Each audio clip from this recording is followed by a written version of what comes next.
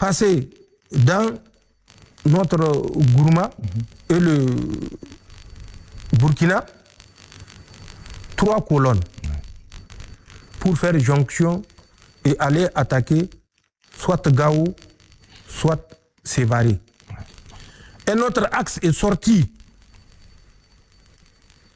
de la Côte d'Ivoire. Il y a une forêt où les Ukrainiens qui viennent former ces mercenaires-là atterrissent en Côte d'Ivoire avec des visas pour visiter la Côte d'Ivoire qu'ils obtiennent à partir d'un pays qui est non loin de l'Ukraine, voisin à l'Ukraine, que je tairai le nom, avec comme destination la Côte d'Ivoire. Il y a une forêt qui s'appelle le Yelli.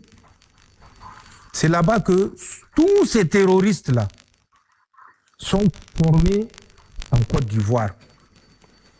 Ouais. C'est le deuxième axe. Et le troisième axe est venu de la Mauritanie. C'est ce que j'ai dit. Et vous vérifiez sur toutes ces positions-là que je viens de citer, dans tous ces pays-là, s'il n'y a pas de forces françaises qui sont à l'œuvre.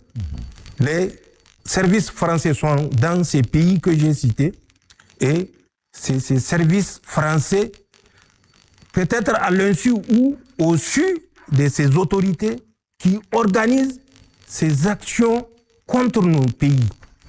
Le 25 avril 2026, les 7-8 attaques simultanées qui se sont produites au Mali viennent de ces 3 axes. Les Français vont vous dire qu'ils ont quitté la Côte d'Ivoire. Mais c'est une chimère, je l'ai dit. Ouais. Au 43e Bima, même le 30 mars passé, 30 mars 2026, là, ils ont formé des gens sur l'utilisation des drones. Les drones kamikazes, les drones que vous voyez utilisés sur nos positions. Donc c'est ce que j'aimerais dire au peuple de la Confédération. Les défis sont énormes. L'adversité est animale, irrationnelle. Emmanuel Macron est devenu fou. Il faut que les Africains comprennent. La France n'est l'ami de personne. De Gaulle l'a dit, la France n'a pas d'amis, elle a des intérêts. Toi, un petit Africain, tu vas croire le contraire parce que tu es l'ami des Français.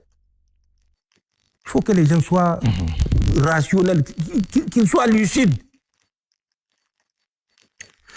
Avant d'attaquer le Mali, il y a un centre d'instruction à côté de Benjerville, à Kakoro. Les gens n'ont qu'à aller voir le registre du 15 avril au 22 avril. Le matériel qui est sorti de ce centre d'instruction, ils viendront nous donner la réponse. Qu'est-ce qu'on a fait croire aux soldats ivoiriens? Que le Burkina va les attaquer. On les a mis en alerte. Ouais. C'était juste pour couvrir une manœuvre. Et c'est ce qui me convainc que les autorités ivoiriennes sont au courant de tout ce qui s'est tramé contre le Mali, contre le Niger, contre le Burkina. Ouais. Mais nous avons d'autres preuves de réunions et de budgets en millions de dollars. Au moment opportun, nous allons, si l'occasion nous est offerte, les confronter avec ceux qui disent que ce que nous disons n'est que baliverne. Nous faisons face à une adversité et à un acharnement de l'Europe qui soutient de façon consciente Emmanuel Macron, puisque l'Europe voit ce qui se passe et ce qui est derrière tout ça, c'est la France. Mais comme les intérêts sont convergents et que de toutes les façons, c'est des peuples africains qui seront massacrés, ça ne leur dit rien. Pour eux, c'est juste perte et profit. Mais nous avons dit que c'est fini et c'est fini. C'est ce que je dirais aux Nigériens et de façon plus large au peuple de la Confédération. Le combat que nous menons, c'est un combat de longue haleine. L'adversité à laquelle nous faisons face ne va pas s'estomper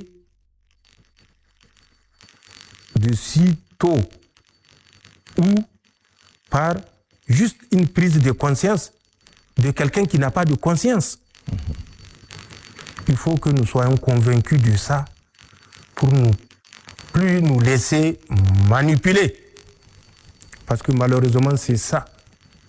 Tous ces mercenaires qu'ils manipulent, c'est de la pure manipulation. Ils leur font croire qu'ils font du djihad. Mais à qui on va apprendre le djihad? Au Niger ou bien à la France? Au Niger, 99% musulmans. Ouais. La France, 2 à 3% musulmans. À qui on doit faire le djihad? Fils Billahi. Où est-ce qu'on doit faire le djihad? Là où il y a 2 ou 3% de musulmans, ou bien où il y a 99% de musulmans. Le Niger, c'est 1400 ans d'islam. 6e califat. Partez en France, portez le hijab parce que vous êtes musulman. On verra bien où est-ce que vous allez partir. Même dans votre chambre, si vous portez le hijab, vous serez arrêté. Au Niger, où est-ce qu'on ne rentre pas avec hijab? Donc, c'est de la diversion.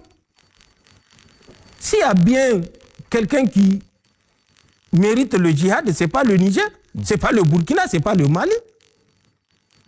Donc, que cette histoire de djihad s'arrête. Le djihad, le dernier djihad a été conduit par le prophète, paix et salut sur lui.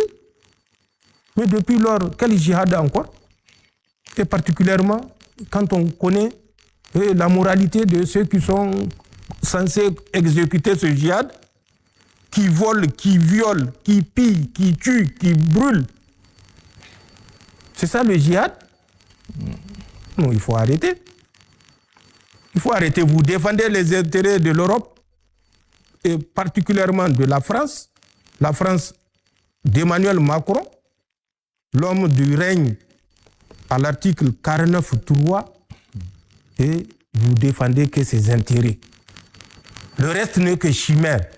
Vous ne faites pas du djihad.